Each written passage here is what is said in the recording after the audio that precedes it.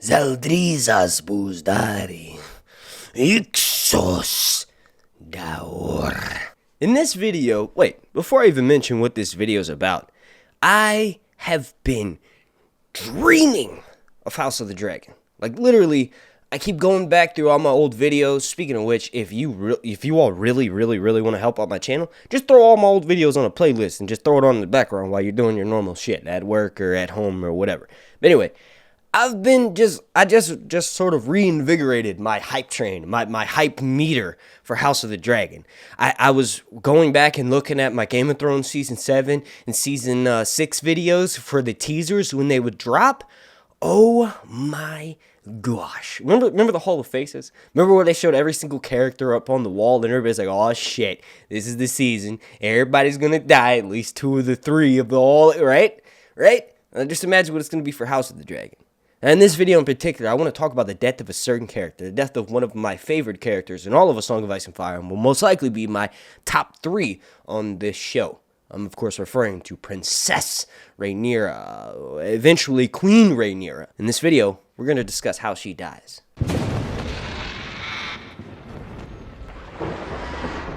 Now, if you're enjoying my content, you're enjoying these videos that are meant for entertainment throughout the wait for House of the Dragon Season 1 or the next A Song of Ice and Fire book, or as it's known on this channel, The Long Night. If you're enjoying all of that, please just do me several simple things. The first one is obviously going to be slap a like on this video.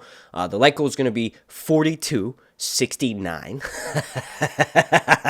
Also, make sure you're subscribed and have those notifications turned on. That's the most important thing. As soon as I drop a video, you'll get an alert in your inbox letting you know, hey, come watch. Long nights. Now, I forgot to really mention this at the beginning, my little intro monologue. Here's your sign, because this video will, of course, contain heavy spoilers. But with that aside, we do got to remember that this is an adaptation. So just because we think we know the characters' deaths, according to the source material, don't think that the writers won't change it for the TV show. As a matter of fact, you can guarantee every single character's death. Everybody's dead by the time the main series starts. Game of Thrones, this is obviously nearly 200 years before that. But, every single character's death is going to be tweaked just a little bit. And for in particular, in this video, I'm referring to Rhaenyra.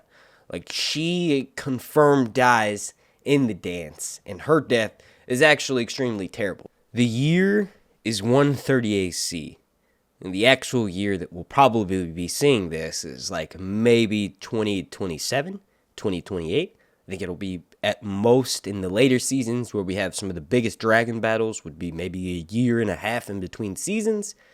But all that aside, it's 130 AC. Rhaenyra has really stretched her rulership at this time. I'm trying to imagine how it's going to be on the show. Almost all of the people that have grown close to her, that are still alive, are now some of her enemies. She tries to have Daemon's lover killed. She tries to do certain things with certain people that basically stab her in the back. So specifically, she's in King's Landing. Rhaenyra Targaryen, who is Rhaenyra's sister, Aegon II's wife. So when in Season 1, when we have the Black Council and the Green Council, Aegon II is crowned, King of Westeros. So is Rhaenyra. Rhaenyra is crowned Queen of Westeros. So obviously these two opposing factions battle it the fuck out.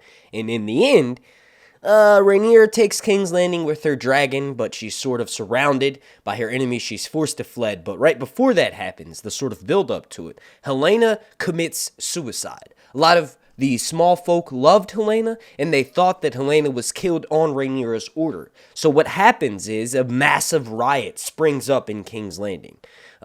Basically, the whole riots end up escalating to what's known as the storming of the Dragon Pit. And Joffrey Velaryon ends up dying during this time, who is one of Rhaenyra's sons. Now, the interesting thing about the storming of the Dragon Pit is that there's this person who's rallying up all of the small folk in King's Landing. Like, after Rhaenyra dies, that's sort of just the camel that broke the straw's back. Yeah, that's right. We say shit backwards here. But basically, when this happens, there is a preacher in the streets, so to speak, and he's letting everyone know, you think the Targaryens are your enemies in the castle up there, but really, they're nothing without their power. They're nothing without their dragons. And this dude is able to rile up the citizens of King's Landing. It's noted that he actually preaches for a day and a night, right? So he's hard at trying to get these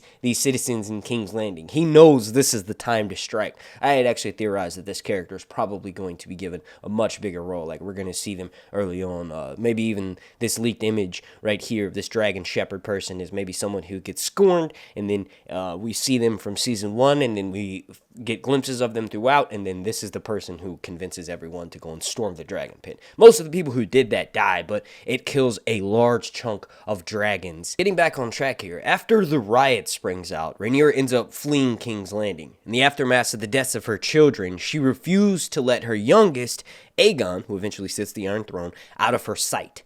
She's terrorized and she's disparaged. She ends up actually growing gray hairs, like her hair turns gray. This happens to a few different characters in this story, but for the most part, I think we could all relate to Theon and Reek, right? So Reek in the books is the shit that happens to him from Ramsay makes his hair go gray. So this is what happens to Rhaenyra when she's forced to flee King's Landing. She eventually takes passage and buys passage. The way she does this, she has no money. She has to sell her crown. But she eventually buys passage on a Braavosi merchant ship, the Violande, and she ends up making her way back to Dragonstone. Once she gets there, she's betrayed by a person named Sir Alfred Broom. And he and his men slew the remainder of Rhaenyra's Kingsguard, and little does Rhaenyra know that her half-brother Aegon has been hiding out on Dragonstone with his dragon Sunfire. And obviously, the way that this goes down on the show is going to be a little bit different, but basically,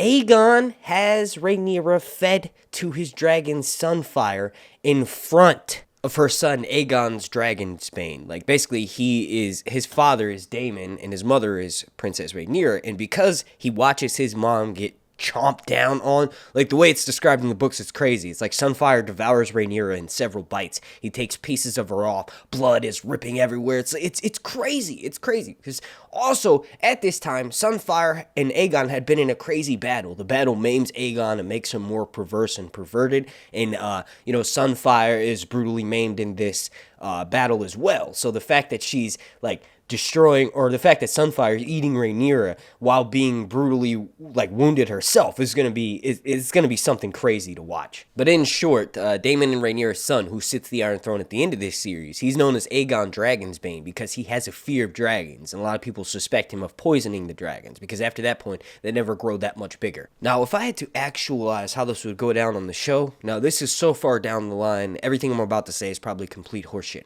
The episode would likely start with a dragon swooping in, right? One of the last remaining dragons. This is going to be, if not the last episode of the series, the second to last episode of the series. Rhaenyra is going to have, by the end of this show, one of the greatest character arcs ever written, right? So you have Rhaenyra, who's just struggling to make it. She's got one of her only children with her. She's got nothing left. The fact that she has to sell her crown to buy passage to Dragonstone, of all places, lets you know that this war really has cost her everything.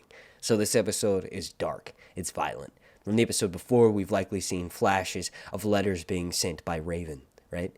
The treachery is afoot. We know that Aegon is on Dragonstone, so we know what's ultimately going to happen. Rhaenyra does not. She finally makes it through the gates. She finally thinks she's safe, and then there's Aegon too, sitting on the throne of Dragonstone.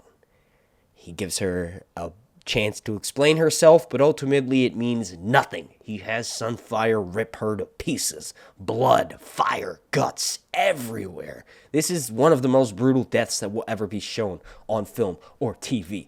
I want to thank you all so much for watching. This seems like a good point to wrap this video up. My name is Mark. Super special shout out to every single member of my Patreon family over on patreon.com/SirHuntsReviews. You can see every single member listed right here. And also, super special shout out to you watching this video. My name's Mark, and it's my job to keep you entertained throughout the long nights. This has been Sir Hunt's Reviews.